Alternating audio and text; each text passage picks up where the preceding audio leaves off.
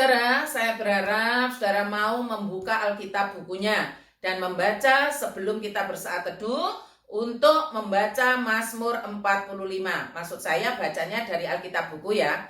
LAI memberikan judul begini saudara, nyanyian pada waktu pernikahan raja. Ya saudara, memang benar. Mazmur 45 itu menggambarkan bagaimana seorang raja yang adalah mempelai laki-laki yang bisa saja menunjuk kepada Raja Daud. Tapi saya mengajak kita untuk menyimak baik-baik ayat ini, khususnya di ayat yang ke-7. Takhtamu kepunyaan Allah, tetap untuk seterusnya dan selamanya, dan tongkat kerajaanmu adalah tongkat kebenaran. Tetapi mari kita simak baik-baik ayat ini, khususnya di ayat yang ke-7. Takhtamu kepunyaan Allah, tetap untuk seterusnya dan selamanya, dan tongkat kerajaanmu adalah tongkat kebenaran. Saudara-saudara, mari kita perhatikan sekali lagi kalimat takhtamu kepunyaan Allah, tetap untuk seterusnya dan selamanya. Apa maksudnya? Sebelum kita melanjutkan saat teduh kita pada pagi hari ini, mari kita menaikkan pujian bagi Tuhan. Seperti wanita mengurapimu, menangis di bawah kakimu. Demikian hidupku mau mengasihimu, Yesus Engkau baik bagiku. Seperti wanita mengurapimu, menangis di bawah kakimu. Demikian mengasihimu, Yesus Engkau baik bagiku. Sampai nanti ku menutup mata, ku tetap setia menanti janjimu, sampai ku dapatkan mahkota kehidupanku. Ku tetap setia untuk melayanimu. Saat teduh kita hari ini dari Mazmur 45. Demikian sabda Allah. Mazmur 45 nyanyian pada waktu pernikahan raja untuk pemimpin biduan menurut lagu Bunga Bakung dari Bani Korah. Nyanyian pengajaran, nyanyian kasih. Hatiku meluap dengan kata-kata indah, aku hendak menyampaikan sajaku kepada raja. Lidahku ialah pena seorang juru tulis yang mahir. Engkau yang terelok di antara anak-anak manusia. Kemurahan tercurah pada bibirmu, sebab itu Allah telah memberkati engkau untuk selama-lamanya. Ikatlah pedangmu pada pinggang, hai pahlawan, dalam keagunganmu dan semarakmu. Dalam semarakmu itu majulah demi kebenaran, peri kemanusiaan dan keadilan. Biarlah tangan kananmu mengajarkan engkau perbuatan-perbuatan yang dahsyat. Anak-anak panahmu tajam menembus jantung musuh raja. Bangsa-bangsa jatuh di bawah kakimu. Takhtamu kepunyaan Allah tetap untuk seterusnya dan selamanya, dan tongkat kerajaanmu adalah tongkat kebenaran. Engkau mencintai keadilan dan membenci kefasikan. Sebab itu Allahmu telah mengurapi engkau dengan minyak sebagai tanda kesukaan, melebihi teman-teman sekutumu. Segala pakaianmu berbau mur, gaharu, dan cendana. Dari istana gading permainan kecapi menyukakan engkau. Di antara mereka yang disayangi terdapat putri-putri raja. Di sebelah kananmu berdiri permaisuri berpakaian emas dari Ofir. Dengarlah hai putri, lihatlah dan sendengkanlah telingamu. Lupakanlah bangsamu dan seisi rumah ayahmu. Biarlah raja menjadi gairah karena keelokanmu, sebab dialah Tuanmu, sujudlah kepadanya.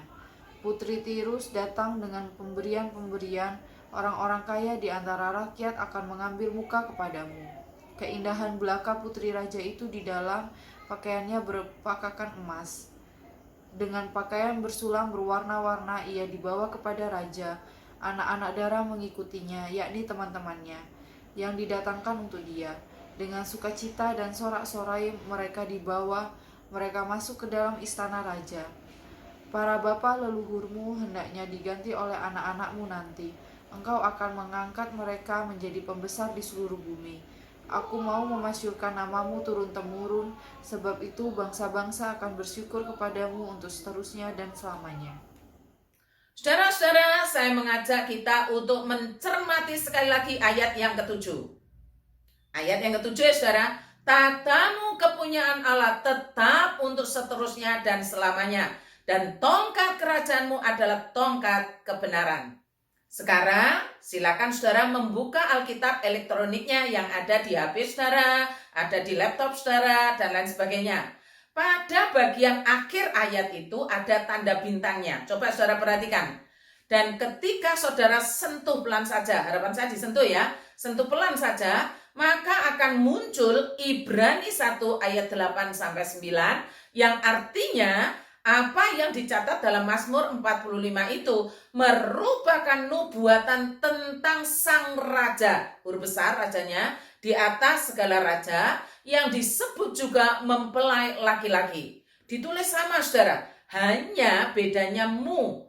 Kalau di Mazmur mu-nya kecil, di Ibrani mu-nya besar, yang menunjuk kepada Tuhan Yesus. Saya bacakan sekali lagi dari Ibrani 1 ayat 8-9. Tentang anak ia berkata, takhtamu mu besar, ya Allah tetap untuk seterusnya dan selamanya. Dan tongkat kerajaanmu adalah tongkat kebenaran. Engkau mencintai keadilan dan membenci kefasikan. Sebab itu Allahmu telah mengurapi engkau dengan minyak sebagai tanda kesukaan melebihi teman-teman sekutumu. Jadi saudara, Mazmur 45 itu merupakan nubuatan tentang Tuhan Yesus. Tuhan Yesus adalah mempelai laki-laki. Pertanyaannya, siapa yang menjadi mempelai perempuannya? Jawabannya, mempelai perempuannya adalah gereja. Gereja bukan gedung ya saudara, orangnya. Gereja adalah orangnya. Dialah mempelai perempuan Kristus. Mempelai perempuan Kristus itu adalah kita. Saya, saudara, anak-anak sekalipun disebut mempelai perempuan Kristus atau gereja. Sebab terikat perjanjian dengan sang mempelai laki-laki. Cobalah untuk mengingat-ingat janji setia mempelai perempuan Kristus kepada mempelai laki-laki, yaitu Kristus sendiri. Coba skip sebentar supaya saudara berkesempatan mengingat-ingatnya. Saudara, saya akan membantu menolong saudara untuk mengingat janji mempelai perempuan Kristus kepada sang mempelai laki-laki, yaitu Kristus sendiri. Kalimat itu, janji itu, sumpah itu sudah diajarkan kepada kita lama sekali, hanya kurang kita ulang-ulang untuk mengingatkan kembali. Janji itu berkata demikian, janji setia. Saya berharap kita semua buka suara ya, untuk mengucapkan janji setia ini supaya kita ingat. Janji setia. 1. Setia memelihara iman dengan membaca dan merenungkan firman Tuhan setiap hari. 2. Setia pada satu ibu rohani yang salah satu tandanya adalah persepuluhan.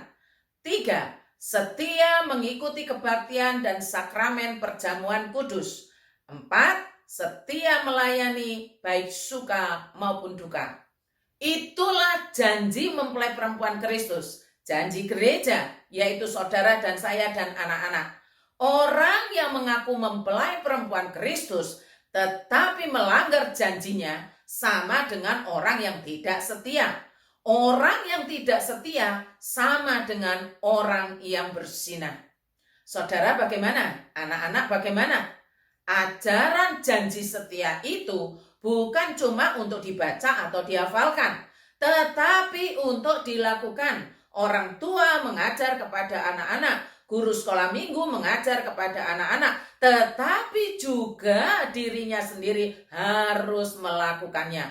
Karena itu janji mempelai perempuan Kristus kepada mempelai laki-laki, yaitu Kristus sendiri. Orang yang hafal tetapi tidak melakukan, apapun alasannya, adalah orang yang tidak setia. Semoga saudara-saudara menjadi mempelai perempuan Kristus yang setia dan memilih untuk setia hanya kepada Kristus, sang mempelai laki-laki. Tuhan memberkati. Selamat ulang tahun Jonathan Christian, Jeffrey Cornelius, Axel Sifon Hahnemann. Jadilah gereja yang adalah mempelai perempuan Kristus yang setia sampai Tuhan datang. Mari kita berdoa.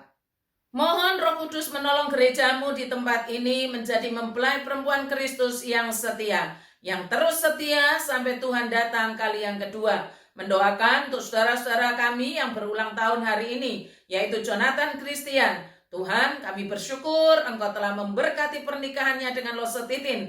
Mohon Kristus memberkati mereka berdua, juga untuk Jose dan Yen Yuliani mamanya. Kuduskanlah mereka di dalam Engkau. Mendoakan untuk Jeffrey Cornelius yang juga berulang tahun. Kiranya Allah terus menjadikan anak-anakmu ini berkat bagi keluarganya, bersama-sama dengan papa mamanya, yaitu Cilili Hasto dan 2 saudara laki-lakinya yang lain. Juga mendoakan untuk Axel Sifon. Mohon Roh Kudus meneguhkan, menguatkan imannya, makin mantap dalam percayanya kepada Allah, bersama dengan Yung ayahnya dan Kayla Sifon, saudara perempuannya. Terima kasih Tuhan, dalam nama Tuhan Yesus kami berdoa. Amin.